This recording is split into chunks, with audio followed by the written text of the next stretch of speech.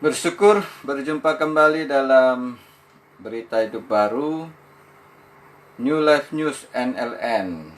Puji Tuhan, Bapak Ibu Saudara yang diberkati Tuhan, mari kita siapkan hati, pikiran rohani kita untuk bisa merenungkan firman Tuhan. Dan sebelum kita merenungkan firman Tuhan dan nanti juga akan tutup dengan doa bersama, mari kita siapkan hati, kita akan berdoa untuk menerima kebenaran. Bapa, terima kasih karena Engkau memberi kami waktu untuk bisa merenungkan kebenaran-Mu pada malam hari ini. Pakailah berita hidup baru untuk menjadikan hidup kami terus diperbaharui dari sehari ke sehari, semakin serupa dengan kehendak dan rencana Tuhan. Patahkanlah segala kegelapan yang ingin mengganggu waktu ini, yang ingin mencuri kebenaran firman-Mu, tolak di dalam nama Yesus.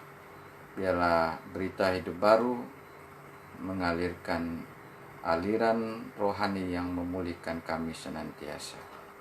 Dalam nama Yesus kami sambut kebenaran-Mu. Amin. Puji Tuhan. Bapak Ibu Saudara, firman Tuhan malam hari ini akan membuat kita bisa mengerti bahwa di dalam perjalanan kita melakukan kehidupan sebagai anak Tuhan, penginjil atau orang percaya, tidak terlepas dari adanya gangguan. Dan karena itu saya beri judul firman pada malam hari ini adalah gangguan atas penginjilan. Karena gangguan atas penginjilan itu sudah terjadi dari dulunya, lama sudah terjadi.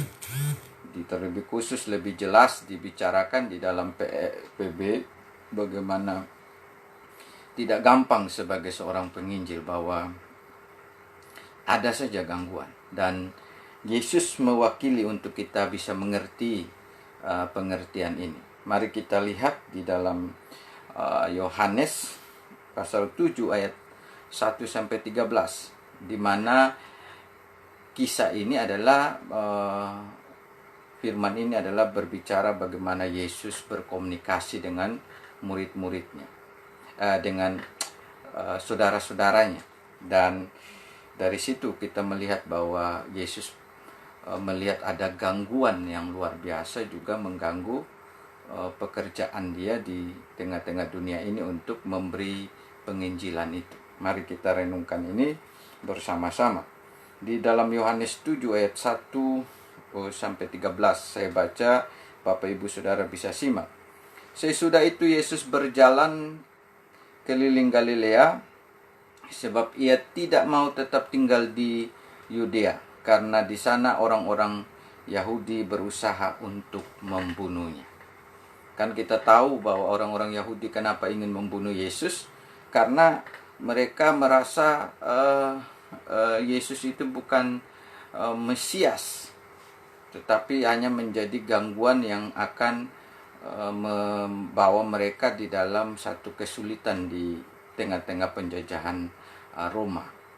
Nah, dan apapun yang Yesus kerjakan, lakukan, mereka sangat membenci, karena Yesus juga melakukan penyembuhan pada hari Sabat, dan itu menambah kemarahan mereka. Dan terlebih lagi mereka sudah dipengaruhi oleh ahli-ahli Taurat dan orang-orang Farisi yang mengajarkan kepada mereka bahwa Yesus itu bukanlah Mesias, atau Yesus itu ya bukan yang mereka nantikan.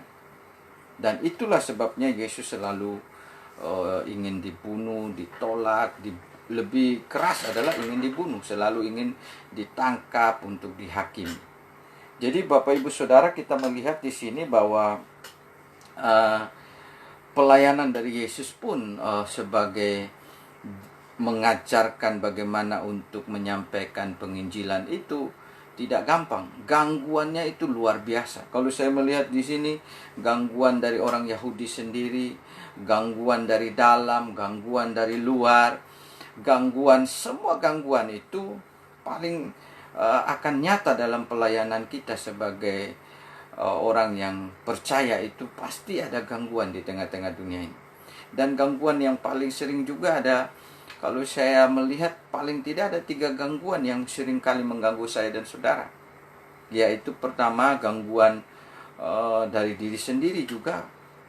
Ketidakpercayaan kita juga akan mengganggu kita dalam melakukan pelayanan atau penginjilan. Juga gangguan dari dunia, gangguan dari setan, itu sudah pasti. Karena dunia ini sudah ada di bawah kuasa dari kegelapan. Nah, saya melihat di sini gangguan yang dialami oleh Yesus adalah dunia, terlebih khusus orang Yahudi, ingin membunuh dia, menolak.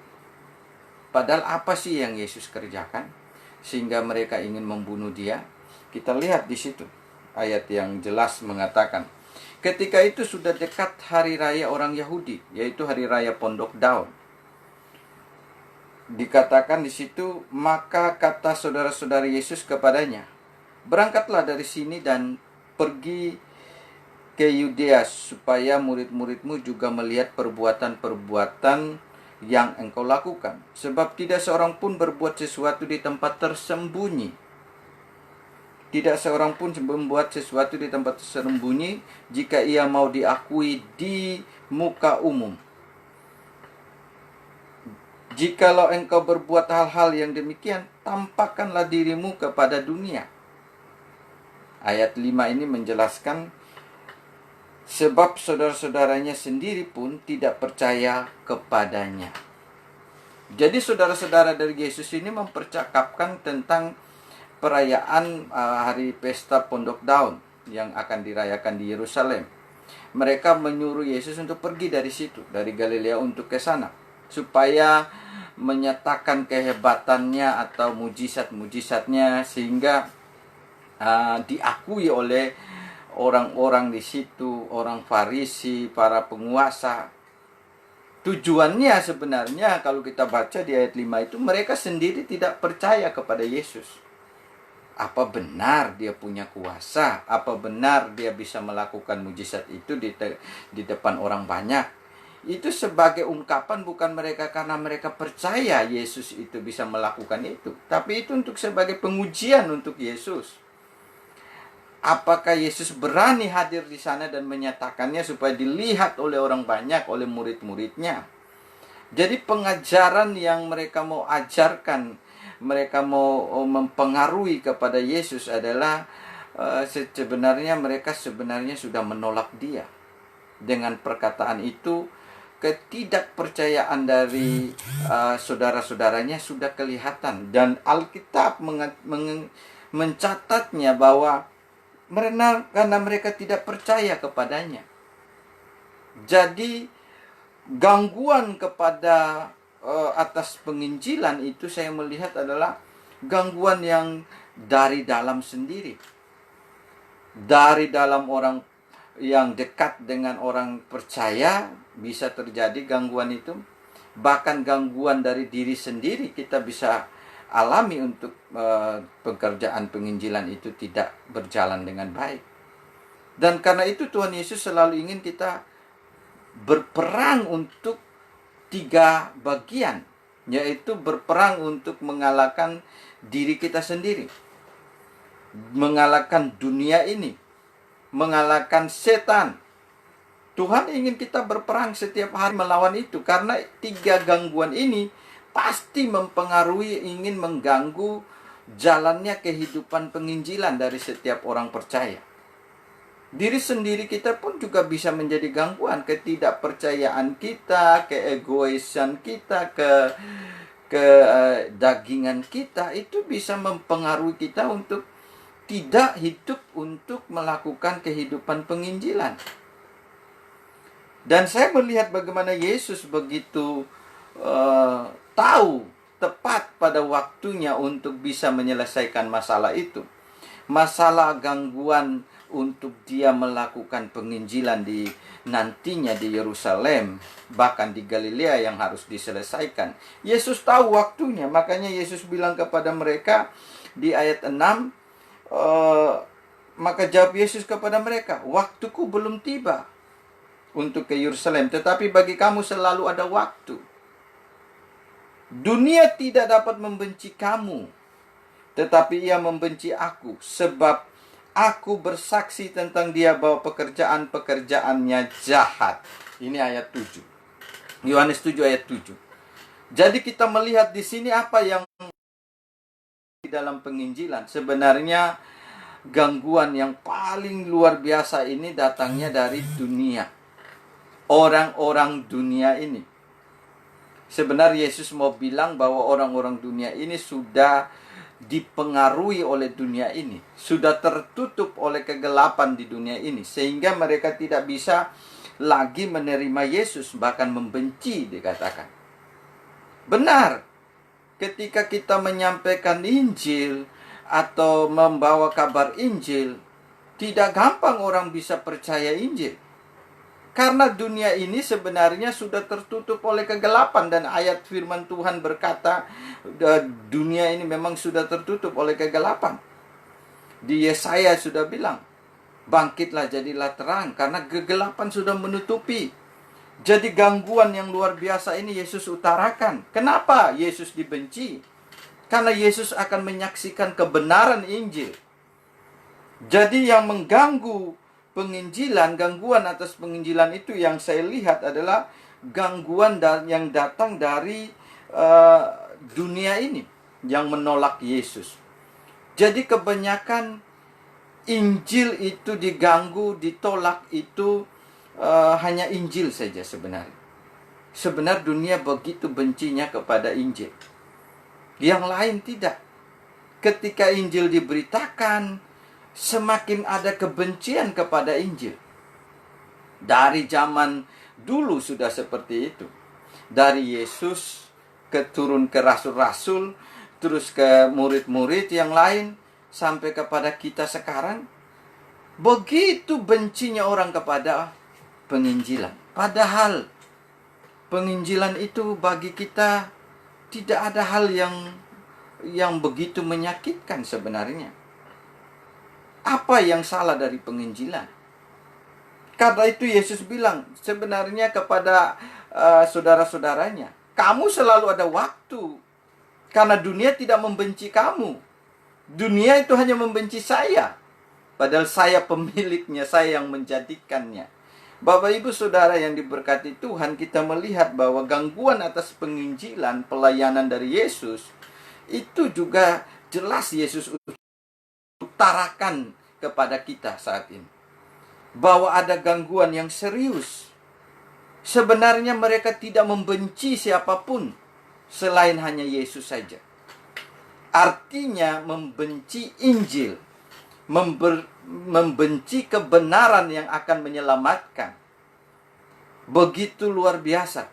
Kadang-kadang di dalam hal-hal yang kita pikir, apa sih berita Injil itu sehingga begitu dibenci, sehingga begitu ditakuti. Padahal berita Injil itu kan tidak ada yang begitu berita yang akan menghancurkan dunia ini atau negara. Tidak ada. Berita yang hanya menyampaikan tentang kedatangan Sang Juru Selamat. Kenapa begitu dibenci, ditakuti? Tidak ada yang salah dalam kebenaran itu. Bahkan baru-baru ini kita bisa mendengar ada berita bahwa kepala daerah yang mau menolak aplikasi di download dalam bahasa daerah dari firman Tuhan. Tidak ada yang salah sebenarnya dalam semua hal itu. Sebab Injil itu bukan kabar untuk menghancurkan bangsa atau menghancurkan manusia atau dunia ini, tetapi kabar untuk menyampaikan kebenaran bahwa ada juru selamat yang datang untuk menyelesaikan dosa semua manusia. Tetapi Alkitab sudah jelas, Yesus juga bilang Kalau dunia membenci saya, dunia juga akan membenci kamu, murid-muridnya. Di bagian firman Tuhan yang lain. Jadi gangguan itu sudah pasti ada. Makanya Yesus tidak begitu respon tentang perkataan-perkataan dari saudara-saudaranya. Dan itu juga gangguan dari mereka. Mereka sendiri pun juga tidak percaya kepada Yesus. Jadi mereka ingin menolak Yesus sebenarnya secara diam-diam. Ya, kamu pergilah, pamerkanlah kehebatanmu di sana. Karena itu di tengah orang banyak di hari raya Pondok Daun, orang Yahudi semua akan rame di sana. Buatlah mujizat di sana, pamerkan, seperti itu mungkin maunya. Tetapi Yesus sudah menjelaskan kepada mereka, kamu tidak diganggu, tapi saya diganggu, saya dibenci. Karena itu Yesus selalu punya waktu yang tepat untuk setiap pelayanan penginjilannya.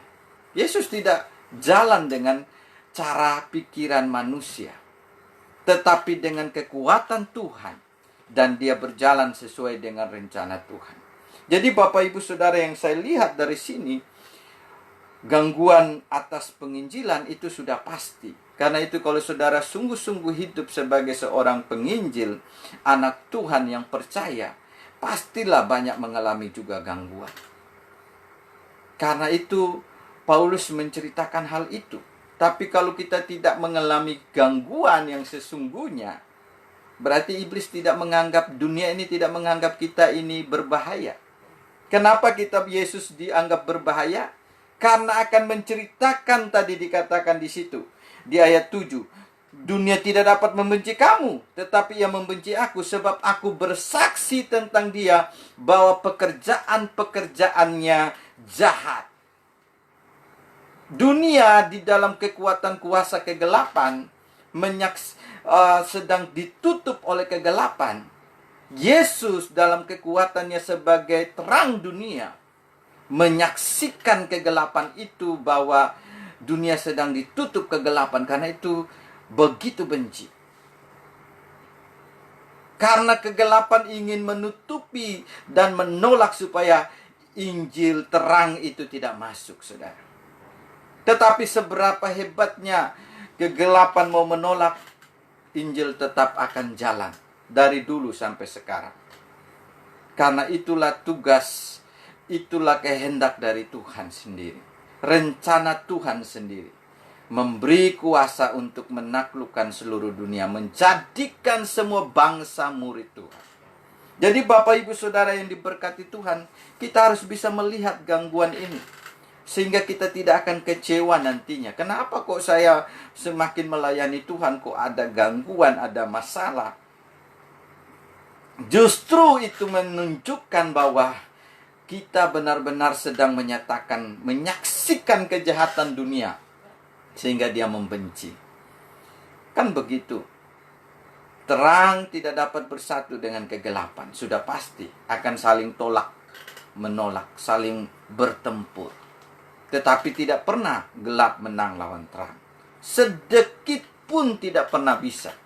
Karena itu kita bersyukur, berapapun gangguan yang kita akan alami, kita akan menang, kita akan melewatinya seperti Yesus melewatinya. Tetapi tidak bersama-sama dengan orang yang tidak percaya seperti saudara-saudaranya. Saudara-saudaranya juga pergi ke Pondok Daun itu, acara itu, pesta itu. Tetapi Yesus tidak mau bersama dengan mereka. Kenapa? Karena bersama dengan mereka, mereka tidak dibenci. Caranya harus berbeda, saudara. Makanya saya melihat dari hal ini, luar biasa. Gangguan atas Injil itu pasti ada, dan kita melihat dari mana datangnya. Dari dunia. Dari dunia itu dari mana? Dari orang-orang di dekat kita yang tidak percaya akan Kristus. Dari orang-orang yang tidak percaya Kristus sama sekali. Dari orang-orang yang kurang percaya, itu juga bisa datang gangguan. Jadi gangguan dari dalam, gangguan dari luar, pokoknya gangguan yang ada di dunia ini hanya ingin mengganggu Injil. Dunia ini hanya ingin mengganggu penginjilan saja sebenarnya. Karena Yesus sudah menyatakan hal itu kepada kita. Kita melihat di situ bahwa Sebab Yesus bersaksi tentang pekerjaannya yang jahat. Pekerjaan yang jahat apa? Pekerjaan yang hanya pegang dunia ini saja. Setan mau membawa orang-orang di dunia ini untuk pegang dunia ini saja. Hidup untuk saat ini saja. Tertutup untuk mengenal kebenaran Tuhan. Sehingga itulah yang jahat. Dan itulah yang Yesus mau selesaikan. Yesus mau bersaksi tentang kebenaran di dalam dia. Bapak, Ibu, Saudara yang diberkati Tuhan, pergilah kamu ke pesta itu. Aku belum pergi ke situ karena waktuku belum genap. Jadi untuk melawan gangguan itu, Yesus menunggu waktu yang baik. Bukan cara dunia, bukan kekuatan manusia, bukan juga dengan segala cara yang menurut kita bisa. Karena kita tidak diganggu.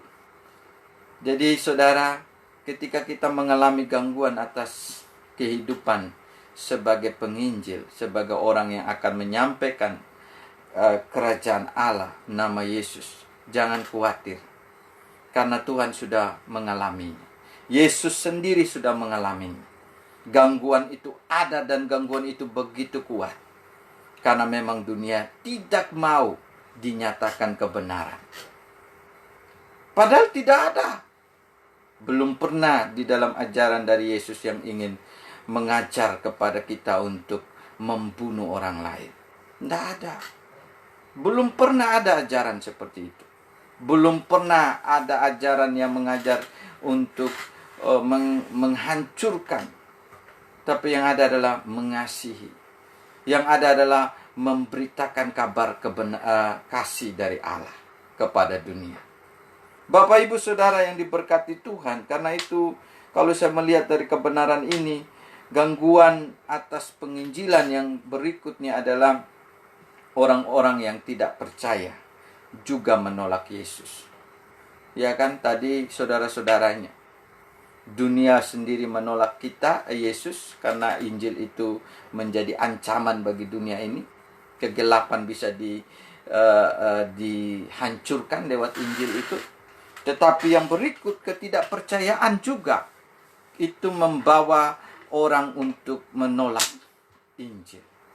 Semakin kita tidak percaya bahwa hanya Yesus sebagai juru selamat, itu akan mengganggu kita, membuat kontra terus, untuk menolak Injil terus. Karena keselamatan itu sebenarnya hanya ada di dalam satu pribadi, di dalam Yesus Kristus Tuhan. Kita melihat saudaranya sendiri juga merasa bahwa Yesus itu mungkin hanya tipu-tipu mujizatnya. Dan mereka mulai mencoba untuk coba ke sana. Coba kamu perlihatkanlah di sana. Padahal karena mereka tidak percaya dikatakan. Jadi menolak secara halus untuk Yesus tidak diam di Galilea untuk menyelesaikan pelayanan yang masih ada, tetapi suruh ke Yerusalem, dan di sanalah akan terjadi kehancuran yang lebih dahsyat. Sepertinya kalau ikut cara dari saudara-saudaranya. Karena itu saya melihat bahwa gangguan atas penginjilan juga itu datang dari orang yang tidak percaya. Orang yang tidak percaya ini bisa juga di dalam kekristenan sendiri juga.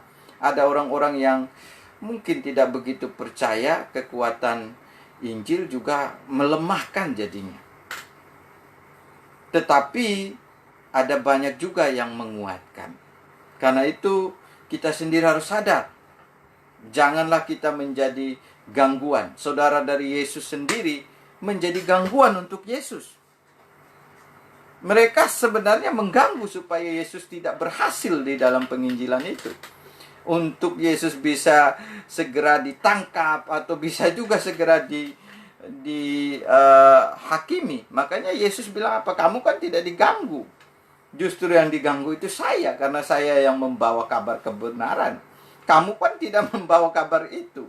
Kamu sendiri juga tidak percaya. Kadang-kadang orang-orang yang kurang percaya juga bisa menjadi penghambat untuk penginjilan bisa dijalankan. Kenapa? Karena merasa tidak usahlah, daripada nanti kita diserang, kita disakiti. Tetapi Yesus punya cara dan waktunya, sehingga dia bisa melewati semua gangguan itu pada waktu dan keadaan yang sesungguhnya. Karena itu Bapak Ibu Saudara, jangan takut atas kehidupan kita melakukan penginjilan. Tidak usah. Memang ada gangguan, tetapi kita tetap jalan sesuai waktu dan rencana Tuhan.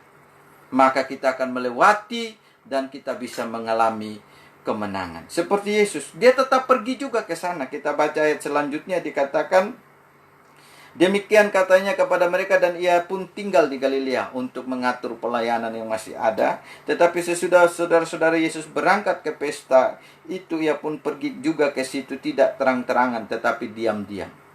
Ini cara yang baik yang Yesus lakukan. Tidak pamer. Pelayanan belum selesai. Harus secara pelan-pelan, secara baik, sebab banyak orang yang belum menerima dengan baik. Perlu waktu. Dan jangan serampangan. Tuhan Yesus tidak serampangan juga pelayanan. Walaupun dia punya kuasa, tetapi dengan kelemah lembutan, kebaikan, tidak serampangan memamerkan, tidak. Terus coba mencari waktu yang baik untuk penginjilan bisa dijalankan. Jadi ketika kita melakukan penginjilan pun, kita juga belajar dari apa yang Yesus lakukan. Cari waktu yang baik.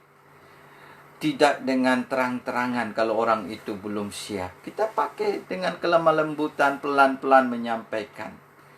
Karena memang kegelapan tidak suka.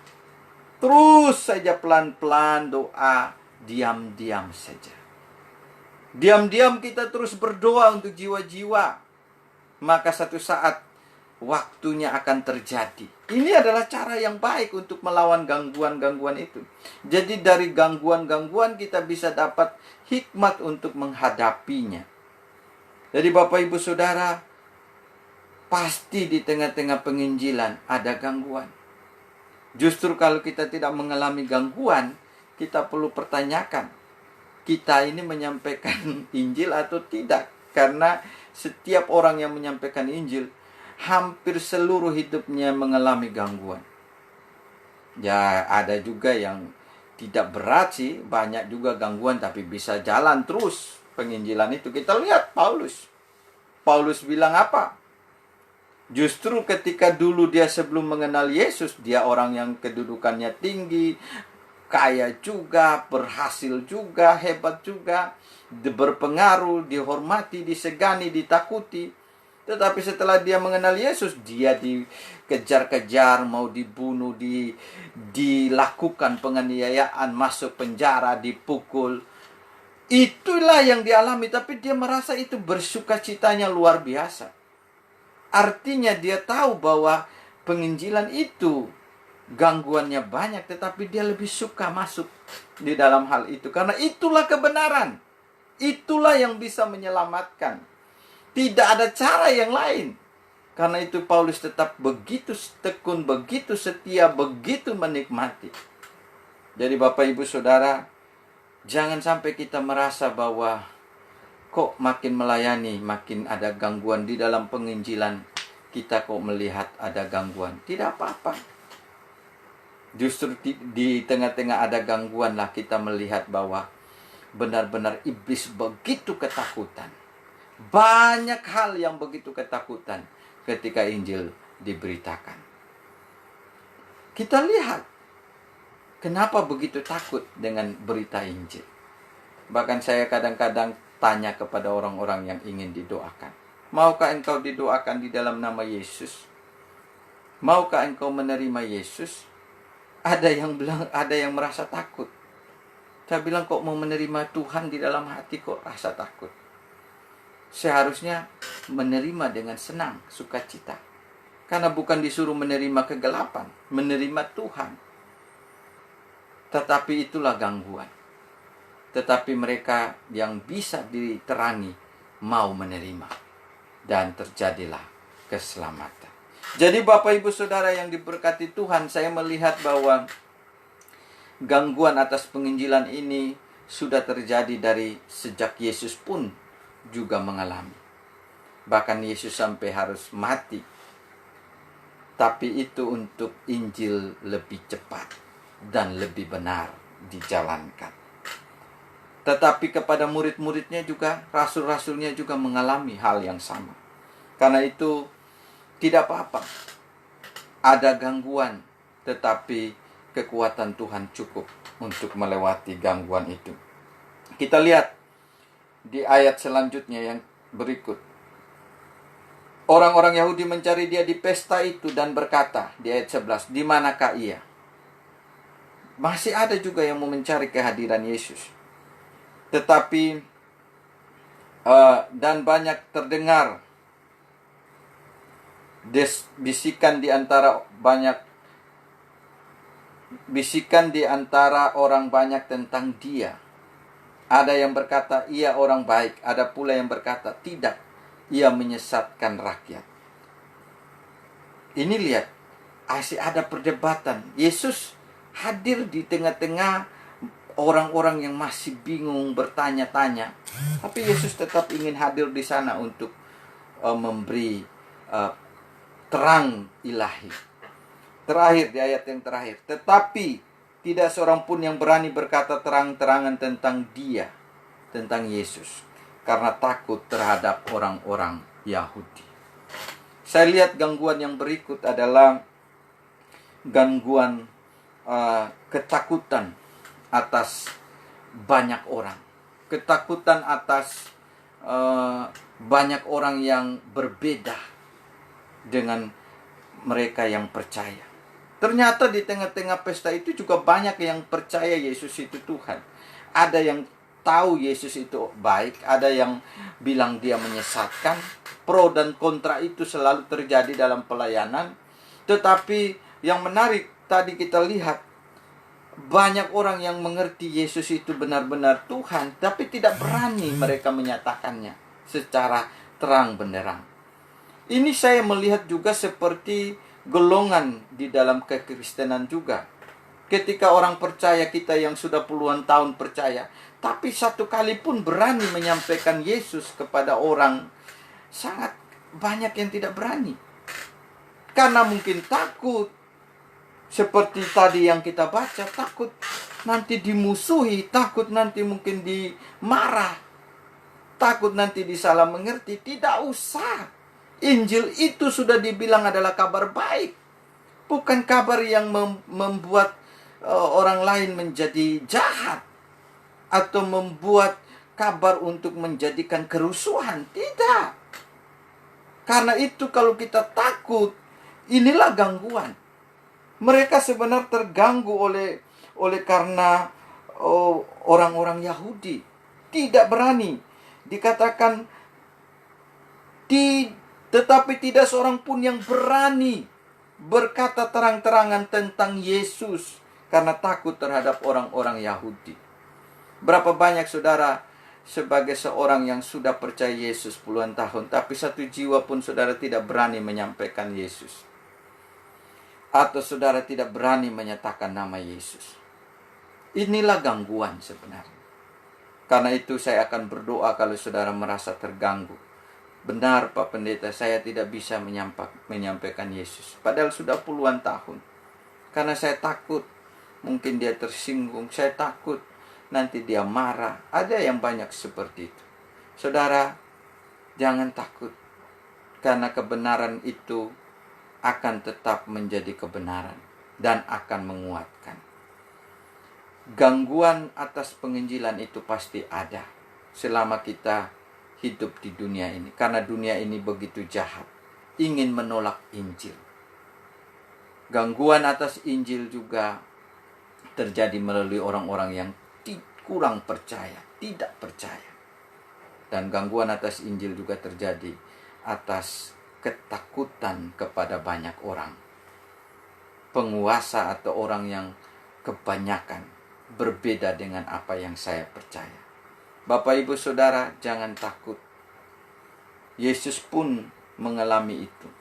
tetapi Yesus tetap tampil sebagai pemenang.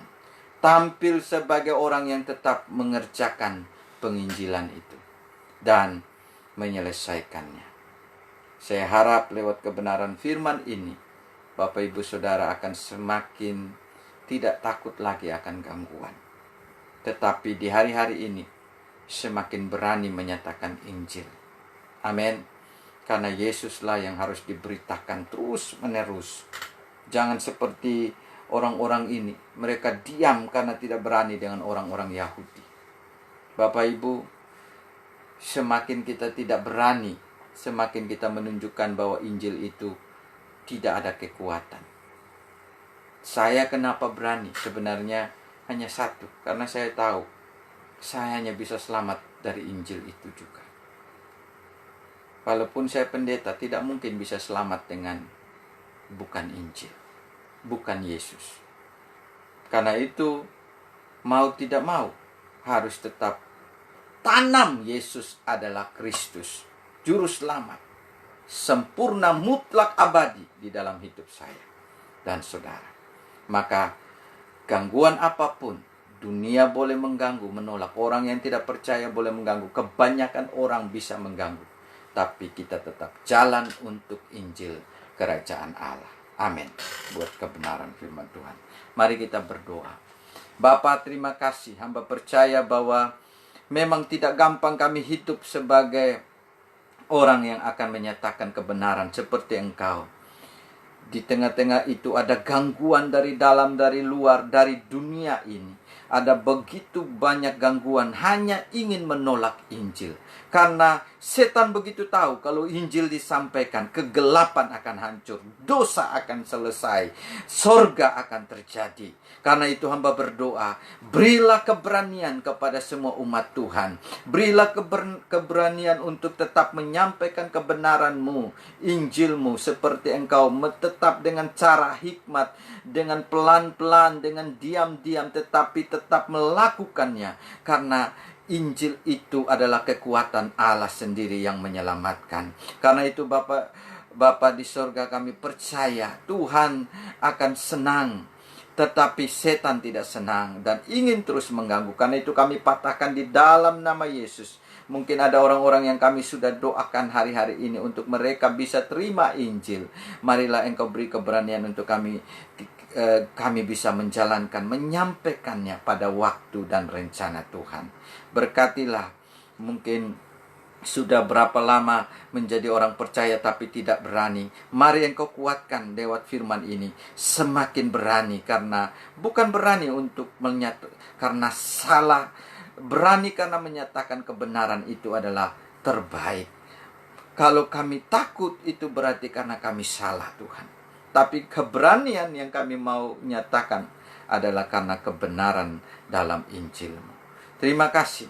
Mari Engkau tetap bekerja atas kami semua, sehingga Injil tetap sampai ke seluruh Bali, seluruh Indonesia, seluruh dunia di tengah-tengah keadaan ini. Kami percaya, hamba percaya Engkau akan beri keberanian-keberanian dan hikmat untuk melewati semua gangguan atas penginjilan. Terima kasih Bapa.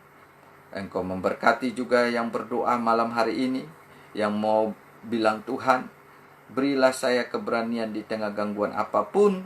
Mari Engkau pakai secara luar biasa.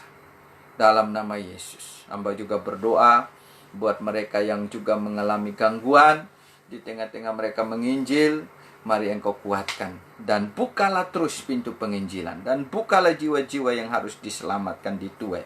Berkatilah seluruh jemaat gereja Baru untuk terus juga dipakai untuk memberitakan Injil-Mu.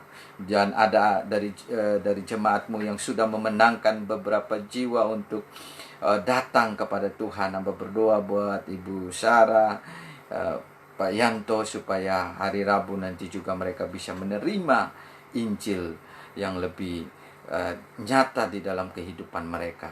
Juga berdoa buat Jackson, Nara, Nabula, supaya mereka juga tumbuh di dalam Injil kebenaran-Mu. Berdoa buat Morris juga Sabatik, Tuhan tumbuhkan iman mereka di tengah-tengah gangguan yang mengganggu tubuh mereka, tetapi Injil tetap akan menguatkan mereka. Terima kasih Bapa, berkati seluruh jemaat gereja Hidup Baru, berkati seluruh keluarga besar kami, supaya tetap terhindar, terjaga dalam perlindungan Tuhan di tengah-tengah gangguan dunia yang begitu jahat ini. Terima kasih Bapa, seperti Engkau mengatakan, dunia membenci Engkau. Kami tahu ketika Engkau ada di dalam kami bisa satu saat dibenci oleh siapapun. Tetapi kami tetap harus belajar mengasihi seperti Engkau mengasihi. Terima kasih. Terpujilah Allah yang memberkati kami, dan hamba berdoa juga untuk bangsa dan negara kami. Terus Tuhan beri kekuatan untuk melewati masa pandemik ini, begitupun seluruh dunia. Dan biarlah bangsa-bangsa di dunia ini seizin-Mu bisa menemukan vaksin dan obat untuk wabah ini. Karena kami tahu Engkau Tuhan yang punya batas waktu, Engkau punya Tuhan yang punya rencana, dan biarlah waktu mula yang akan terjadi untuk kami bisa melewati keadaan ini. Dan di tengah-tengah kami menantikan jawaban itu, Tuhan tetap akan bekerja dalam semua kami dan memulihkan untuk tetap percaya. Terima kasih Bapa, hamba bersyukur buat berita Hidup Baru yang Engkau terus pakai, dan jadikanlah berita ini untuk terus menuai jiwa-jiwa bagi kerajaan Allah. Dalam nama Yesus kami berdoa dan mengucap syukur dan mengakhiri berita Hidup Baru hari ini. Haleluya. Amin. Puji Tuhan Bapak Ibu Saudara yang diberkati Tuhan. Sampai jumpa besok malam dalam berita Hidup Baru yang ke-70. Dan saudara, Bapak Ibu, kalau ingin didoakan atau ingin sharing, ingin dilayani lebih lanjut, atau ada kesaksian, atau ada orang-orang yang Bapak Ibu Saudara ingin dilayani untuk disampaikan Injil, juga bisa menghubungi saya, dan kita akan bisa berdoa dan juga akan bisa kunjungi juga. Dan Bapak Ibu Saudara juga bisa menyaksikan berita Hidup Baru ini di channel YouTube juga ada, dan bisa bagikan juga kepada orang-orang yang lain kalau Bapak Ibu Saudara diberkati. Amin. Sampai jumpa. Tuhan Yesus memberkati. Salam.